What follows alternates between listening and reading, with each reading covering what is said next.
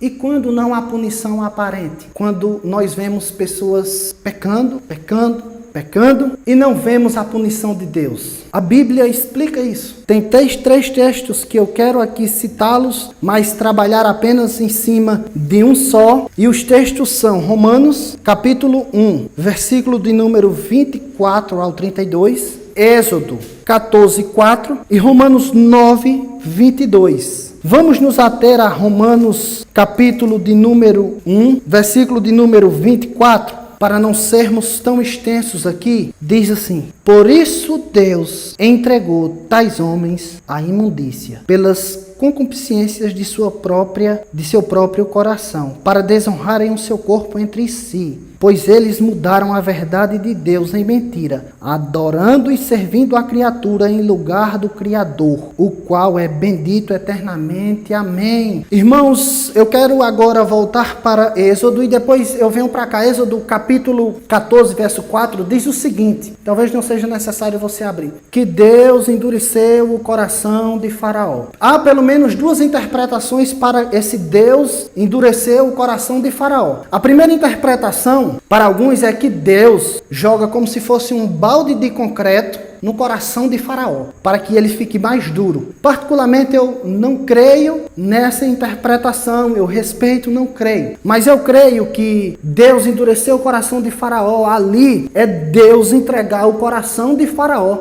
às suas próprias paixões, a querer ser rei, a querer mandar, a querer oprimir o povo de Deus e não deixar eles serem libertos. Deus entregou Faraó a si mesmo. E aqui nós voltamos para Romanos, capítulo de número 1, versículo de número 24. Por isso Deus entregou tais homens. Aqui no contexto, os homens desonram seu corpo. Aqui, homem se deita com homem e mulher se deita com mulher. Era muito comum no Império Romano o homossexualismo. De 12 imperadores, 11 eram homossexuais. E por incrível que pareça, no exército romano, os guerreiros eram casados, mas as mulheres eram para terem filhos somente, mas um negócio rolava solto entre eles mesmos. E Paulo olha para esse contexto, o contexto de pecado do mundo gentil como um todo, não só esse pecado, mas outros pecados. E Deus disse que aquilo dali já era o próprio juízo de Deus.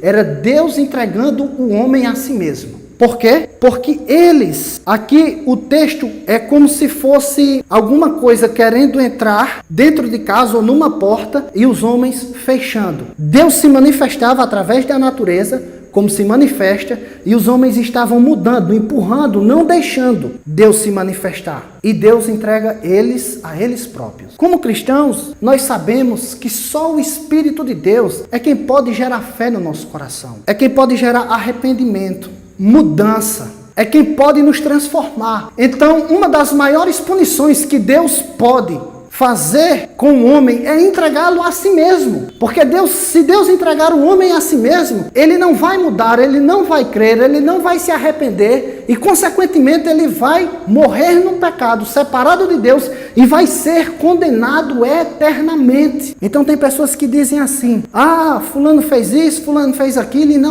Deus não pune ele. Já está punindo, pois o pecado, ele gera consequências temporais e ele gera consequências eternas. Quando você ver uma pessoa esticando a corda demais, provavelmente foi Deus que soltou e deixou ele à vontade. E isso, para mim, é terrível. Porque imagine só, eu e você, Deus olhando para nós sabendo de nossas fraquezas e dizendo: vá só, se vire. Para mim, essa é uma das piores sentenças que Deus pode dar ao ser humano. É abandonar ele às suas próprias paixões. Então, meus irmãos, por mais prazeroso que o pecado pareça aos homens que são carnais, aqueles que não conhecem a Deus, não são espirituais, eles geram consequências graves. E geram consequências graves aqui nessa terra e na eternidade.